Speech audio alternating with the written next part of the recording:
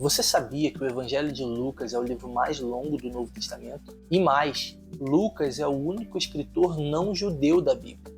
E isso já nos dá uma pista sobre a sua mensagem, universal e inclusiva. Hoje, vamos explorar o Evangelho de Lucas como nunca antes. Vamos entender o contexto histórico, suas características únicas e até alguns trechos que costumam ser interpretados de maneira equivocada. Então prepare-se para conhecer o Evangelho que apresenta Jesus como o Salvador de todos os povos. E se você não assistiu os vídeos anteriores, esse aqui já é o terceiro vídeo dessa playlist sobre os evangelhos.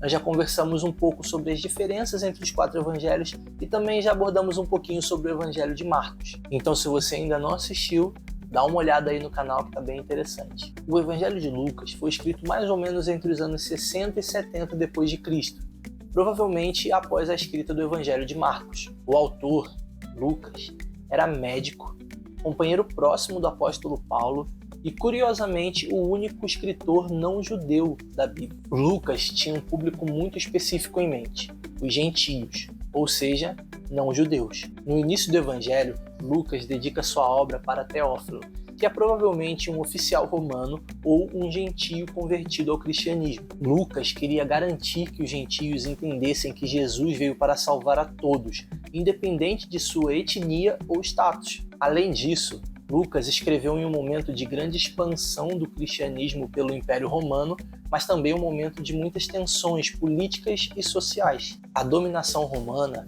criava desigualdade e opressão, e Lucas responde a isso destacando o ministério de Jesus com as pessoas que estavam em situação de vulnerabilidade. E não podemos esquecer que Lucas é apenas a primeira parte de um projeto maior. O mesmo autor também escreveu o Atos dos Apóstolos, mostrando a continuidade da obra de Jesus através da igreja. É como se Lucas dissesse: a história de Jesus não acaba aqui, ela continua através de vocês. Bom, vamos ver algumas características que tornam o Evangelho de Lucas único e fascinante. A primeira característica é que ele apresenta Jesus como um Salvador universal. Lucas enfatiza que Jesus veio para todos. Ele inclui histórias que não aparecem nos outros evangelhos, como por exemplo o bom samaritano no capítulo 10 e também no capítulo 17, a história dos 10 leprosos, onde somente um volta para agradecer, e esse um que era samaritano. Isso mostra o coração inclusivo de Jesus. Afinal de contas, os samaritanos e os judeus eles não se davam bem. A segunda característica é que Lucas mostra o evangelho aos vulneráveis. Ele dá atenção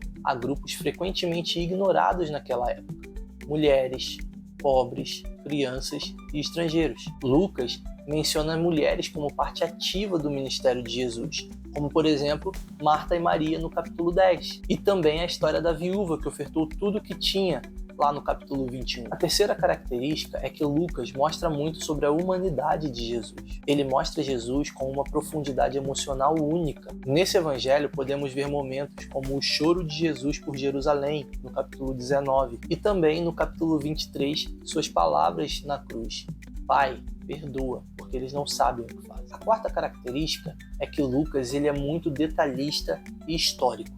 Vamos ler o começo do Evangelho. Visto que muitos houve que empreenderam uma narração coordenada dos fatos que entre nós se realizaram, conforme nos transmitiram os que desde o princípio foram deles testemunhas oculares e ministros da palavra. Igualmente a mim, me pareceu bem, depois de acurada investigação de tudo desde sua origem, dar-te por escrito, excelentíssimo Teófilo, uma exposição em ordem, para que tenhas plena certeza das verdades em que foste instruído. Ou seja, Lucas se preocupou com a fidelidade dos fatos, buscando as informações com pessoas que vivenciaram as histórias narradas. Além disso, Lucas se preocupou em relatá-las em ordem. Ele é muito conhecido por sua precisão histórica. Figuras como César Augusto e Pôncio Pilatos são mencionados no seu evangelho, situando Jesus no contexto do mundo real. O autor queria mostrar que a fé cristã é baseada em fatos e história. A quinta característica é que esse é o evangelho da alegria e da oração. Palavras como alegria, júbilo, exultação aparecem mais em Lucas do que em qualquer outro evangelho. E nesse evangelho também podemos ver em diversos momentos Jesus orando. O autor menciona isso em vários momentos e em momentos cruciais. Bom,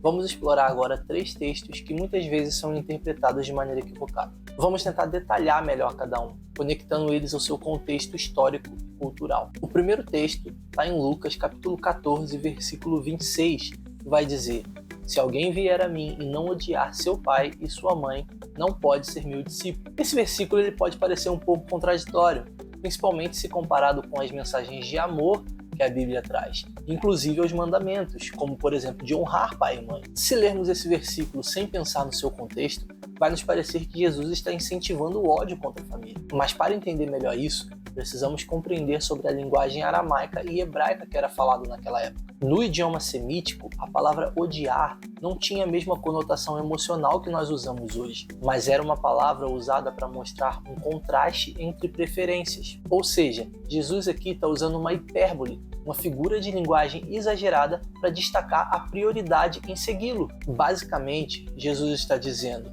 a minha missão deve estar acima de tudo na sua vida, inclusive das suas relações familiares mais importantes. Essa era uma mensagem que fazia muito sentido no contexto de Lucas, principalmente se lembrarmos que muitos cristãos gentios estavam enfrentando conflitos familiares por conta da sua fé em Cristo. Seguir Jesus, ter fé nele, era uma escolha que demandava sacrifício. Não se tratava de rejeitar sua família, mas de colocar Jesus como centro e prioridade absoluta de tudo. O segundo texto está em Lucas 16, versículo 9, que vai dizer: façam amigos com a riqueza da injustiça. Essa é uma fala de Jesus que parece indicar o uso de riquezas injustas, o que gera certa confusão. Esse texto aparece na parábola do administrador infiel.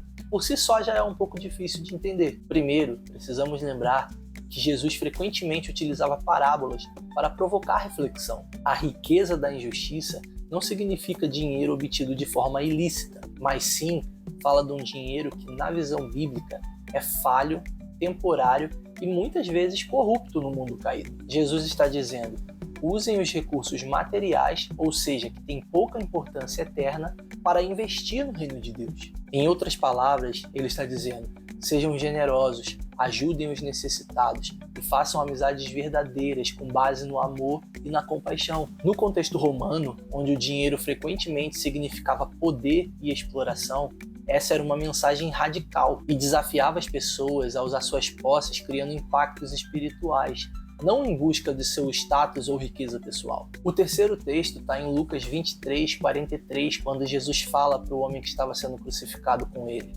hoje estarás comigo no paraíso. Essa passagem gera discussões sobre o momento de entrada no paraíso. A interpretação equivocada está na palavra hoje. Muitas traduções colocam o termo como uma afirmação imediata, ou seja, que o ladrão estaria no paraíso naquele mesmo dia. Mas existem dois pontos que nós precisamos considerar. O primeiro deles é que no pensamento judaico, o paraíso era frequentemente associado ao futuro reino de Deus após a ressurreição final.